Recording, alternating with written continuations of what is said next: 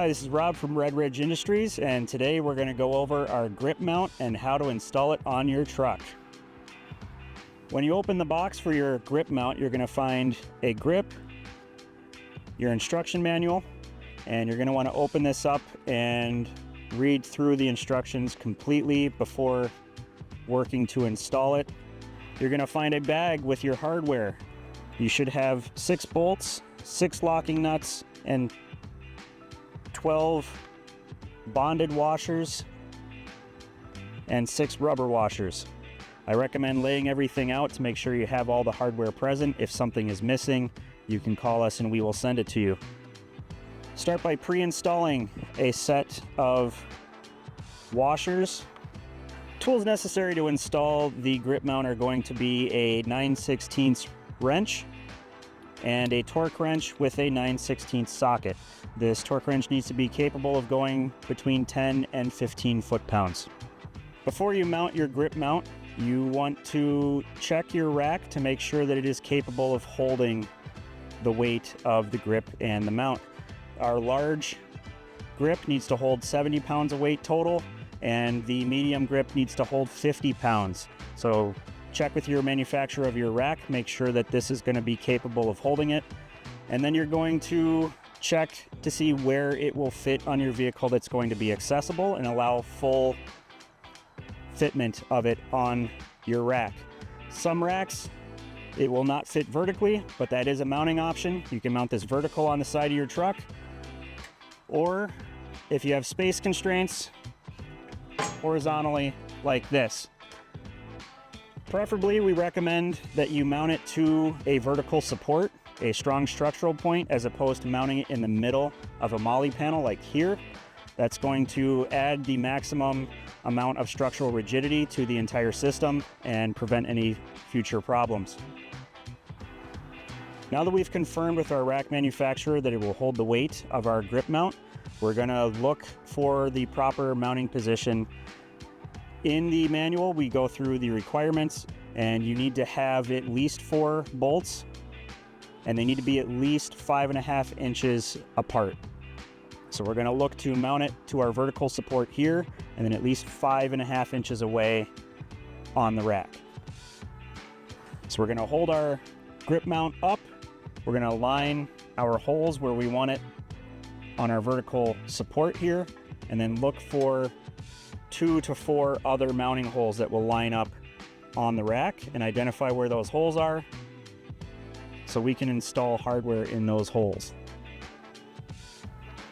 For reasons of safety and easy access, I'm going to try to mount this as low as possible on this rack.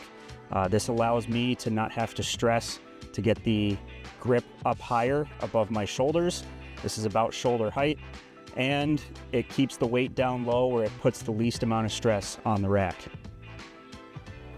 Now that we've identified which holes we're going to use to attach our bracket to our rack, we're going to insert a bolt, hang 1 rubber washer on it, insert our second bolt at the far end, hang a rubber washer on it, and we're doing this on the top side of our mounting bracket so we can loosely install these 2 bolts first, and once it's hanging there, we'll install the rest of the hardware. So before we mount the panel, we want to make sure we remove any extra hardware that is in the area that we are mounting our grip bracket to, and that included these mounting bolts here. We've removed these so that they don't rub on the back side of that bracket. We're going to be utilizing these holes to secure this, so these bolts are not necessary anymore.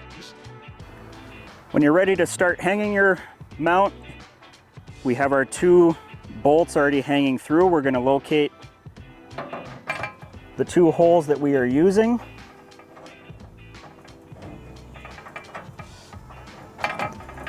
And we're just going to loosely hang our bracket on our MOLLE panel. At this point, it's just loosely on our panel. We're going to need to install a nut on the back side, and we're going to start with our easiest to access bolt by installing a bonded washer and a lock nut.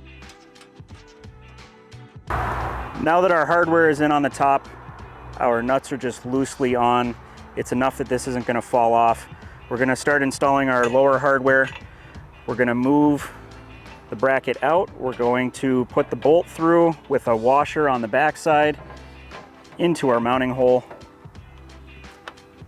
Once again, another bonded washer on the back and a lock nut.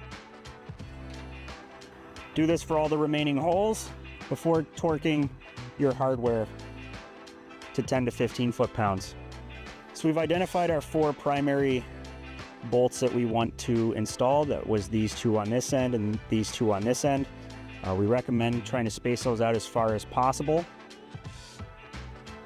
We also have 2 extra hardware that we can install if the holes line up, and we have identified that the only 2 holes that line up are going to be these 2 right here. We recommend using all 6 bolts if possible, and since these are our only 2 options on this panel, we're going to use them, and we will install them right here. Even though it falls within that 5.5-inch spacing requirement, that requirement is for 4, so we have 5.5 inches or more between these 2 and these 2. So we're going to torque our hardware to 10 to 15 foot-pounds of torque. We want to do that to ensure that we get enough torque that the bolt isn't loose and not too much to crush the rubber washer, which isolates our bracket from our mounting surface.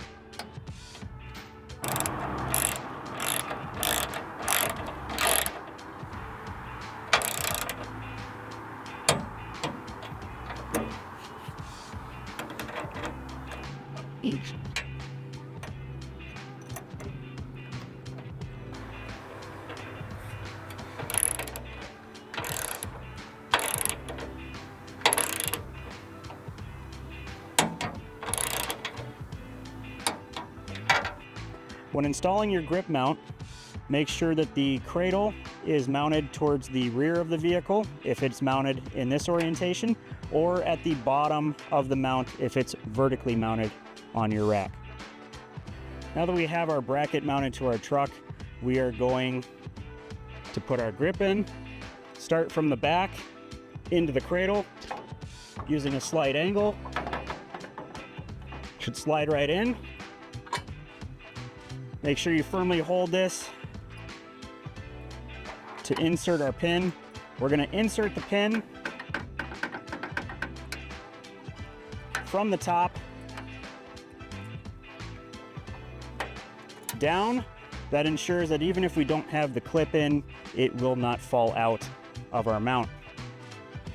Securely lock it in with the clip, and we're ready for transport.